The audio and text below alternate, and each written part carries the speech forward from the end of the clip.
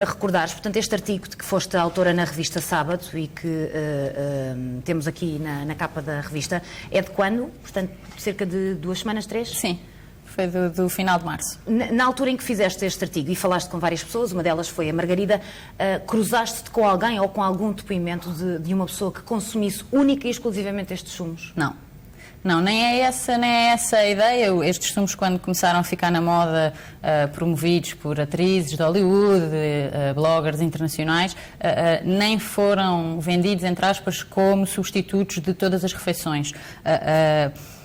A ideia é substituir o pequeno almoço, porque em jejum dão mais energia, têm as calorias necessárias, mas não é suposto fazer-se uma dieta exclusiva de sumos, e nenhuma das pessoas que eu entrevistei o fazia. Mas algumas pessoas substituíam, por exemplo, o pequeno almoço por estes sumos? Sim, algumas pessoas sim, e algumas até tinham feito programas de desintoxicação de 2, 3 dias, em que consumiam os sumos em vez de outras refeições, apesar de também comerem saladas. Portanto, em exclusivo não havia nenhuma. E depois há programas de curta duração, 2, 3 dias, para desintoxicar o corpo, perder peso também, mas mais do que perder peso, desintoxicar o corpo.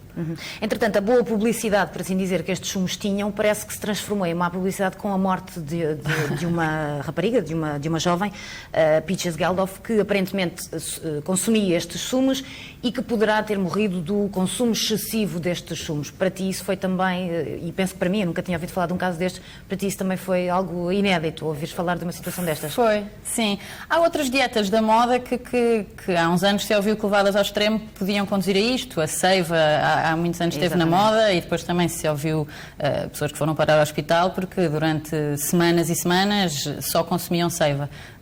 Em relação aos sumos detox foi a primeira notícia e, portanto, também me surpreendeu um bocadinho. Vamos à experiência na primeira pessoa e depois ao comentário aqui mais técnico. Margarida, consome estes sumos, sim, substitui refeições para estes sumos? Eu normalmente tomo assim que acordo. Portanto, substituo o pequeno almoço, mas passado 2 horas eu como qualquer coisa, porque a ideia não é passar o dia a beber sumos. Como a Vera disse há pouco, eu fiz o programa Detox 3 dias, já fiz 2 vezes. A primeira vez fiz há 2 anos e agora fiz há relativamente pouco tempo.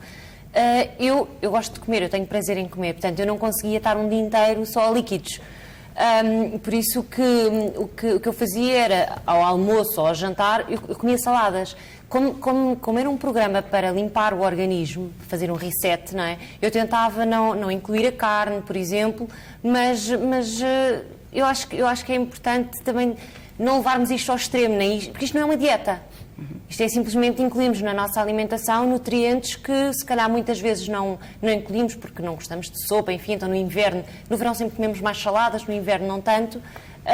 Eu acho que é uma forma, faz parte de uma alimentação saudável, mas não acho que seja saudável, não sou nutricionista, mas na minha opinião acho que não é saudável alimentar-se só disto, como é óbvio, não é? Claro. Já vamos às questões práticas também, que lá em casa alguém pode estar a pensar nisso, se é prático, se não é, tomar isto ao pequeno almoço, fazer isto ao pequeno almoço. Vítor Dauphiné é nutricionista. A notícia, de facto, da morte desta rapariga, desta jovem Peaches Geldof, lançou aqui o debate sobre se isto é perigoso ou não, se tomar estes sumos de detox. Tudo o que é em excesso é obviamente perigoso, mas estes sumos são saudáveis? Bom, eu queria começar por dizer que uma das coisas que eu gosto menos neste produto, ou nesta forma de nos alimentarmos, é a expressão detox, porque é uma alegação falsa. Ou seja, não vai encontrar nenhuma autoridade de saúde, nenhuma instituição que seja de referência na área da alimentação e da nutrição ou da medicina que diga que existe algum regime alimentar ou algum alimento que por si só desintoxica o organismo. A desintoxicação, ou melhor dizendo, o equilíbrio dinâmico interno do organismo é assegurado por um conjunto de órgãos.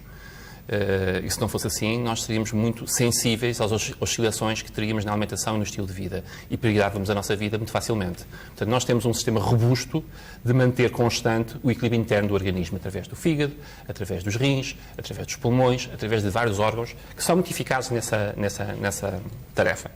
Portanto, a alimentação, acima de tudo, o que vai fazer é assegurar que esses órgãos se mantenham intactos, porque esses órgãos precisam de energia, esses órgãos precisam de vitaminas, esses órgãos precisam dessas coisas todas. Mas quem assegura, portanto, o equilíbrio, é bom que fique aqui claro, são o funcionamento correto desses órgãos. Por isso, quando existe uma deficiência renal, por exemplo, na insuficiência renal, as pessoas precisam de dietas específicas, porque o rim não cumpre a sua função.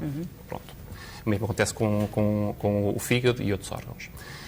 Portanto, passando por cima desta questão de estes produtos poderem ser mais atrativos por esta ideia de desintoxicar, que é uma ideia que também está muito associada ao complexo de culpa que muitas pessoas têm no seu dia-a-dia, por saberem que são incumpridores daquilo que devia ser um estilo de vida saudável. Eu fumo, eu não faço atividade física e tal, eu devo estar cheio de toxinas, então eu vou desintoxicar-me. Deixa-me cá desintoxicar, não é? É um conceito, em certa medida, mau, porque tende a perpetuar um estilo de vida inadequado. Portanto, deixa estar que não há problema que eu depois vou desintoxicar. E, portanto, eu não gosto disso também, por isso é que eu também não gosto da designação.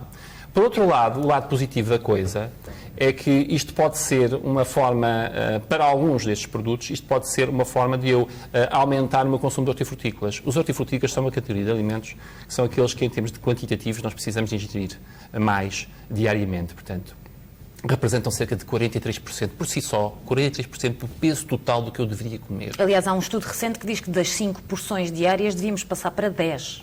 Sim, não há ainda estabelecido, provavelmente, um limite superior. Assim, nós sabemos que o mínimo recomendável são 5 porções, que andam à volta de 400 gramas diárias de hortifrutícolas, e sabemos também que a generalidade da população não cumpre esta meta. E, portanto, isto preocupa as autoridades, porque isto tem enormes implicações na qualidade de vida e na nossa relação com as doenças crónicas não transmissíveis, que são as doenças cardiovasculares, a obesidade, essas coisas que nós ouvimos falar e que são aquilo que mais ameaça a nossa saúde. E, portanto, arranjar estratégias de nós aumentarmos o consumo de hortifrutícolas é fantástico. E esta forma de nos alimentarmos, que complementa a alimentação saudável, ou seja, eu conseguir, se não gosto de sopa, fazer um batido em que incluo lá fruta e hortícolas, é ótimo. O problema é se eu começo a usar isso para atingir outro objetivo, que não propriamente satisfazer as minhas necessidades nesse grupo de alimentos, mas emagrecer, por exemplo. Porquê é que é já um risco? Porque eu vou transformar isso num padrão alimentar. E não há sumo detox, não é? Que tenha todos os nutrientes que eu necessito. E por isso pode levar à morte. Levar à morte, estamos para ver. Estamos para ver, não é? Não é? Repare, é evidente que a coisa mais inócua, supostamente mais inócua do mundo, pode nos matar, não é? A água bebida em excesso leva a uma coisa chamada hiponatrémia. Hiponatrémia tem, ou seja, no fundo, falando-se de uma forma muito simplificada demais, mas para dar uma ideia às pessoas, é que eu tenho os meus nutrientes, sais minerais tão diluídos no organismo que o sistema cardiovascular não consegue funcionar de forma adequada. E isso pode acontecer em comportamentos extremos. Portanto, em comportamentos extremos, virtualmente tudo pode acontecer. Agora, culpar os produtos por isso já é outra coisa, não é? Portanto, o que se deve culpar são os comportamentos extremos, em primeiro lugar, não é? E isso pode acontecer com suplementos alimentares, pode acontecer com alimentos correntes, e pode acontecer com alimentos batidos, não é?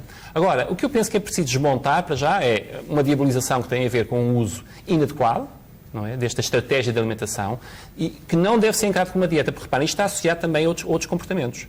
Está associado, na forma de dieta de emagrecimento, está associado ao jejum, está associado a enemas, portanto, a limpeza do intestino, clisteres, não é? E a combinação disto tudo é que pode ser uma bomba. Portanto, nós não sabemos exatamente o comportamento que está por trás dessa senhora que morreu. Destas pessoas, claro. Margarida, voltando aqui também à conversa consigo, há uma outra questão que é, não é só os vegetais e só a fruta que se podem incluir, há também a questão de que se podem juntar sementes, raízes. A Margarida tem noção, por exemplo, de tudo o que coloca nos seus batidos? Interessa-se por saber se há efeitos do consumo em excesso de um determinado produto? Eu ponho um bocadinho a olho.